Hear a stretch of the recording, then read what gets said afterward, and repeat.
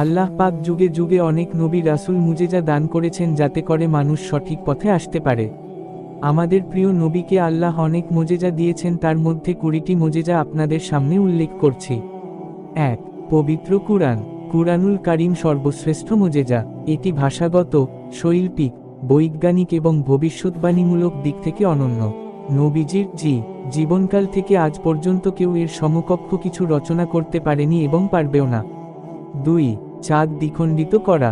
মক্কার কুরাইশরা নবীজির কাছে প্রমাণ চেয়েছিল যে তিনি সত্য নবী। তখন নবীজি আল্লাহর অনুমতিতে আঙুলের ইশারায় চাঁদকে 2 ভাগ করে দেখিয়েছিলেন। এটি পবিত্র কুরআনের সূরা আল কামারের 1-2 আয়াতে বর্ণিত হয়েছে। 3. মেরাজ গমন। নবীজি এক রাতে আল্লাহ তাআলার হুকুমে বায়তুল মুকাদ্দাস মসজিদুল আকসা হয়ে 7ম আসমানে গমন করেন এবং সেখানে জান্নাত জাহান্নাম ও অন্যান্য অনেক নিদর্শন প্রত্যক্ষ করেন। এই সফরে 5 ওয়াক্ত নামাজ ফরজ করা হয়।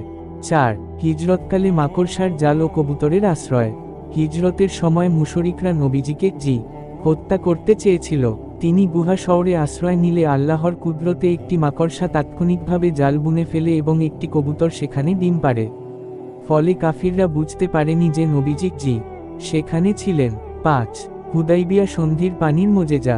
হুদাইবিয়া সন্ধির সময় সাহাবারা তৃষ্ণার্ত হয়ে পড়লে নবীজি নিজের হাতের আঙুলগুলো পানিতে প্রবিষ্ট করলে তা থেকে ঝর্ণার মতো পানি প্রবাহিত হতে থাকে, যা সবাই পান করেন ও ওযু করেন। 6. আঙুলের ইশারায় খেজুর গাছের আশা। একবার এক বেদুইন বিশ্বাসযোগ্যতা পরীক্ষা করার জন্য বলেছিল, যদি তুমি সত্য নবী হও তাহলে এই খেজুর গাছের ডাল তোমার কাছে চলে আসবে। তখন নবীজি আল্লাহর ইচ্ছায় ইশারা করলে খেজুর গাছটি তার কাছে চলে আসে। 7. অল্প খাবারে বরকত। নবীজি এর হাতের স্পর্শে অনেকবার অল্প খাবার বহু মানুষের জন্য পর্যাপ্ত হয়ে যায়। যেমন একবার এক সাহাবী অল্প খাদ্য নিয়ে নবীজির কাছে এলে তিনি তাতে দোয়া করেন এবং তা থেকে শত শত মানুষ তৃপ্ত হয়ে খেতে সক্ষম হন। 8.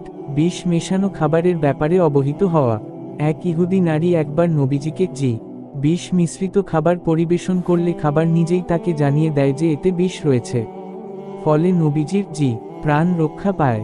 9. সাহাবীদের চোখের রোগ নিরাময়। বদর, উহুদ ও অন্যান্য যুদ্ধে নবীজি তার সাহাবাদের চোখের ক্ষতস্থানে থুতু লাগিয়ে দোয়া করলে তারা সুস্থ হয়ে যান। যেমন হযরত আলী খায়বারের যুদ্ধে চোখে ব্যথা পেয়েছিলেন, নবীজি তার চোখে দোয়া করে থুতু লাগালে সাথে সাথে ব্যথা চলে যায়। 10. গাছ ও পাথরের সালাম প্রদান। নবীজি যখন রাস্তা দিয়ে হাঁটতেন তখন গাছ ও পাথর তাকে সালাম জানাতো।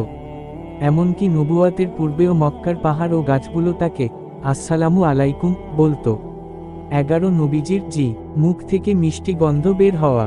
নবীজি এর মুখের মিষ্টি গন্ধ অনেকবার প্রকাশিত হয়েছে, যা তার অলৌকিকতার একটি নিদর্শন। একবার এক সাহাবী তার কাছে এসে বললেন, হে আল্লাহর রাসূল, আপনার মুখের গন্ধ এত ভালো কেন? নবীজি বললেন, এটা আল্লাহ তাআলার পক্ষ থেকে বরকত। 12. অন্য ভাষায় কথা বলা। একবার নবীজি এর কাছে কিছু মুশরিক আসল এবং তাদের মধ্যে এক ব্যক্তি বলল, আপনার ভাষা আমরা বুঝতে পারি না। তখন নবীজি আল্লাহর ইচ্ছায় এমনভাবে কথা বললেন যে সেই ব্যক্তি তার ভাষা বুঝতে পারল। এটি একটি বিশেষ অলৌকিক ঘটনা ছিল। 13. নবীজি এর হাতে প্রাণী সৃষ্টি হওয়া।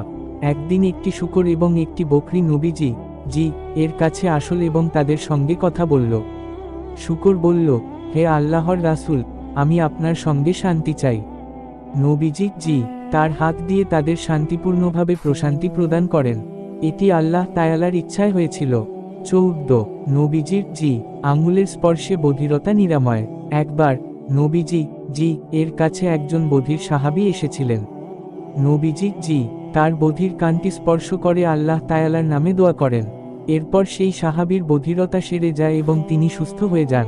15. যুদ্ধের সময়ে মুসলিম বাহিনীর বিজয়। যুদ্ধের সময় যেমন বদর, উহুদ, খন্দক এবং হুনাইনের যুদ্ধে নবীজি আল্লাহর দয়ায় তার সাহাবীদের নেতৃত্ব দিয়েছেন। বিশেষত বদর যুদ্ধে যখন মুসলিমরা সংখ্যায় কম ছিল, আল্লাহ তাদের সাহায্য করেন এবং বিজয়ী হন। এই জয় ছিল নবীজি এর নেতৃত্ব এবং আল্লাহর অসীম শক্তির এক নিদর্শন। 16. মক্কার কুরাইশদের পাথরের নিক্ষেপ। মক্কার কাফিররা নবীজি জি এর বিরুদ্ধে বিভিন্ন শত্রুতা ও অপ্রত্যাশিত আক্রমণ চালিয়েছিল। কিন্তু একদিন যখন তারা নবীজি জি কে পাথর নিক্ষেপ করেছিল, তখন আল্লাহ তাআলা নবীজির জি পাশে দাঁড়িয়ে পাথরগুলো তাদের বিরুদ্ধে ফিরিয়ে দেন। এটি ছিল আল্লাহর পক্ষ থেকে নবীজির জি প্রতি নিরাপত্তা এবং শক্তির প্রকাশ। 17 বৃষ্টির জন্য দোয়া। মদিনায় একসময় এক দীর্ঘকালীন খরা দেখা দিয়েছিল এবং মুষলধারায় বৃষ্টি ছিল না। তখন নবীজি জি আল্লাহর কাছে দোয়া করেছিলেন এবং তিনি তখনই এক অবিশ্বাস্যভাবে মদিনার ওপর বৃষ্টি আনেন। বৃষ্টি এমনভাবে বর্ষণ করে যে পুরো মদিনা সবুজ হয়ে ওঠে এবং জনগণের মাঝে আনন্দের সৃষ্টি হয়। 18 নবীজির জি ভাষার মধ্যে অলৌকিক শক্তি। একবার এক বেদুইন সাহাবী নবীজি জি এর কাছে এসে জানতে চান যে ইসলাম কি সত্য ধর্ম। নবীজি জি তাকে বলেছিলেন, তুমি যদি কুরআন পড়ে শোনো তাহলে তুমি বুঝবে। সেই বেদুইন সাহাবী কুরআন পাঠ করে এবং তিনি ইসলাম গ্রহণ করেন। এটি ছিল নবীজির জি ভাষার অলৌকিক শক্তির একটি উদাহরণ। 19 নবীজি জি এর শরীর থেকে রোগের সেরে যাওয়া। বদর যুদ্ধের সময় নবীজি জি এর পায়ে ক্ষত হয়ে গিয়েছিল। কিছু সাহাবী তার পায়ের ক্ষত দেখতে পেয়ে খুব চিন্তিত হয়ে পড়েছিলেন। তখন নবীজি জি আল্লাহর নাম নিয়ে দোয়া করে সেখানে অমনি সুস্থতা এনে দেন। এটি ছিল এক অলৌকিক ঘটনা যা তার শরীরের চিকিৎসার ক্ষমতা প্রমাণ করে। 20 প্রথম বারিশের পর আমব্রেলা হয়ে ওঠা। একদিন নবীজি জি যখন শহরের বাইরে যাচ্ছিলেন, তখন একটি গাছ তাকে ছায়া দিতে শুরু করে। অতিরিক্ত রোদ ও গরমের মধ্যে সেই গাছ ছিল এক অলৌকিকভাবে নবীজি জি এর আশ্রয়স্থল। এটি ছিল আল্লাহর পক্ষ থেকে একটি বিশাল বরকত এবং তার নবুয়তের গুণ। এই সমস্ত মুজিজাগুলি শুধু নবীজি জি এর জীবনের অলৌকিক ঘটনা নয়, বরং এটি ইসলামের সত্যতাকেও প্রমাণ করে।